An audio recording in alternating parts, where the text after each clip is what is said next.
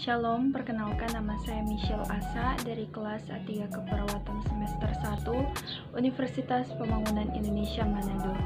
Dalam video ini saya akan menjelaskan tentang pandangan Alkitab mengenai eutanasia. Mata kuliah Agama Kristen, tugas akhir semester 1 dari dosen Bapak Pendeta Stanley Stella, STH, MTH. Apa itu eutanasia? Eutanasia adalah tindakan sengaja untuk mengakhiri hidup seseorang yang sangat sakit dan menderita, yang diliputi oleh rasa sakit yang tak tertahankan dan tak bisa disembuhkan dengan cara yang relatif cepat dan tanpa rasa sakit.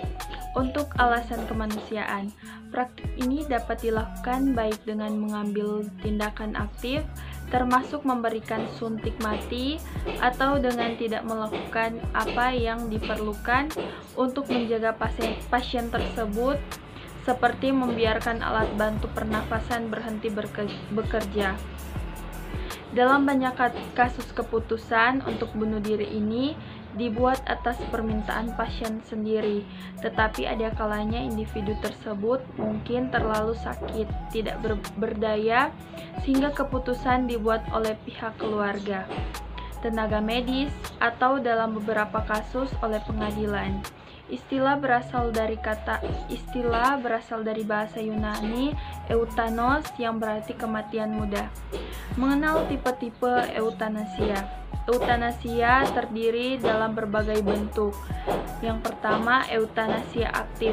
Seseorang profesional kesehatan bertindak secara langsung dan aktif secara menyebabkan kematian pasien, misalnya dengan menyuntikkan obat penenang dalam dosis besar.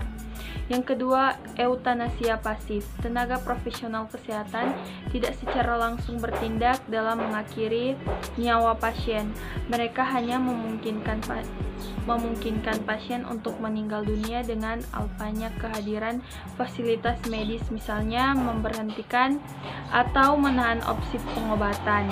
Pengobatan misalnya mematikan mesin yang menjaga seseorang hidup sehingga mereka meninggal dari penyakit mereka.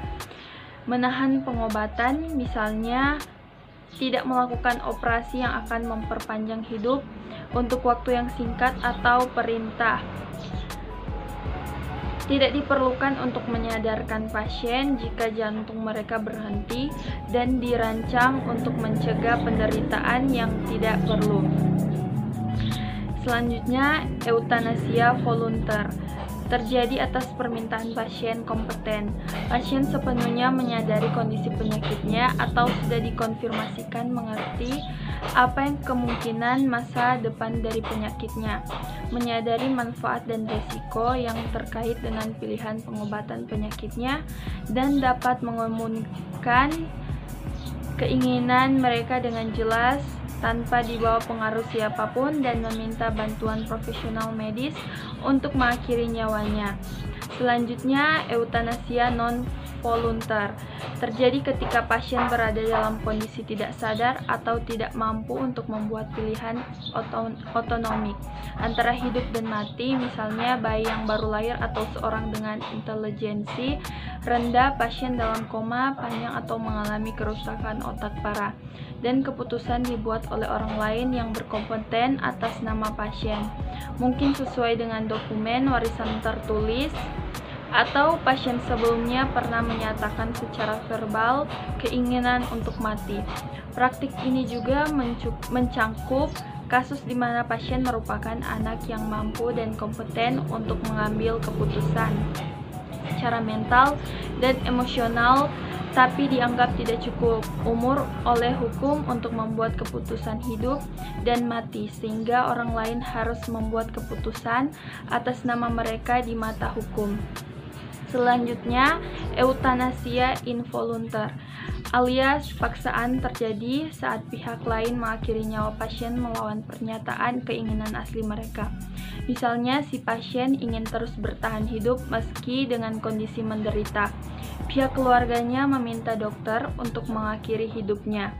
Eutanasia involunter hampir selalu dianggap sebagai pembunuhan. Apa pandangan Alkitab mengenai eutanasia?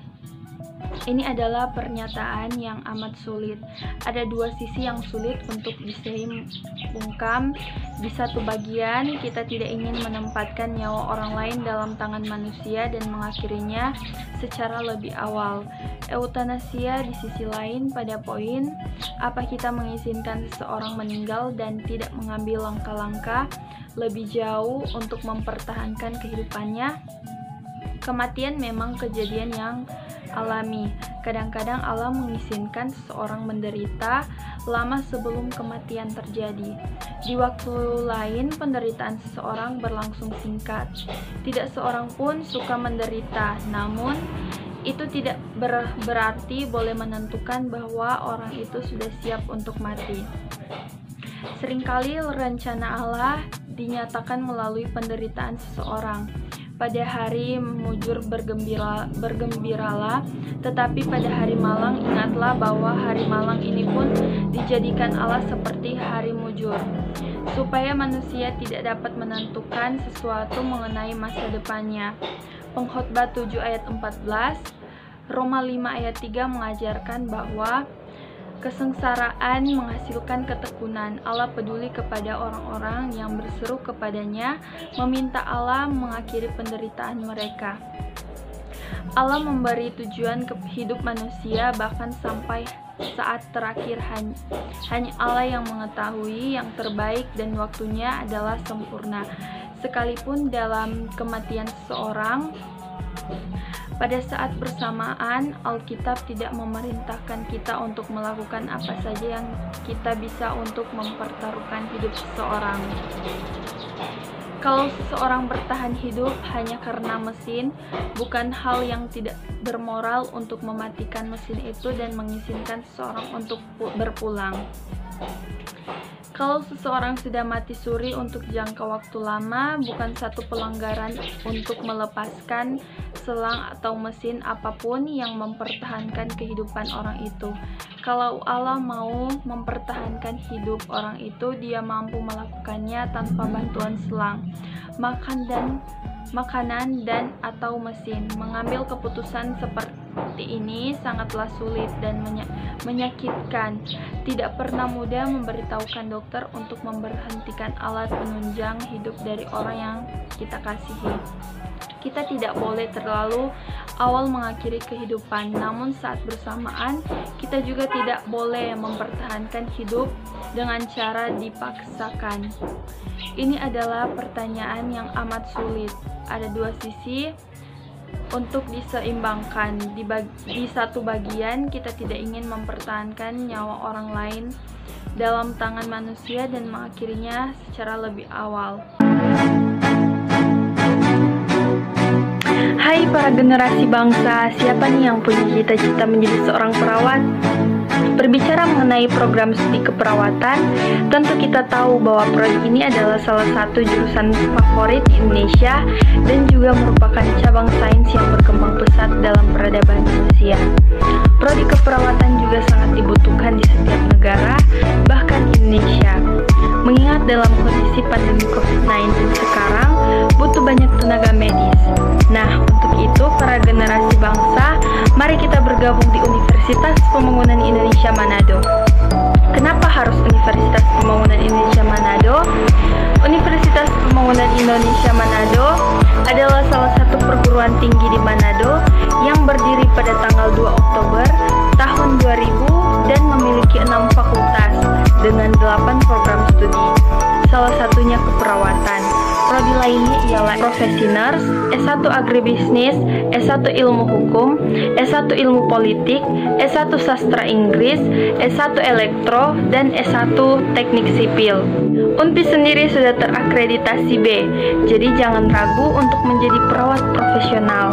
Untuk pendaftarannya dapat diakses di website resmi UNPI. Caranya gampang, daftar dari rumah aja dengan mengakses langsung website di www.unpimanado.ac.id. Tunggu apa lagi? Mari bergabung dengan Universitas Pembangunan Indonesia Manado.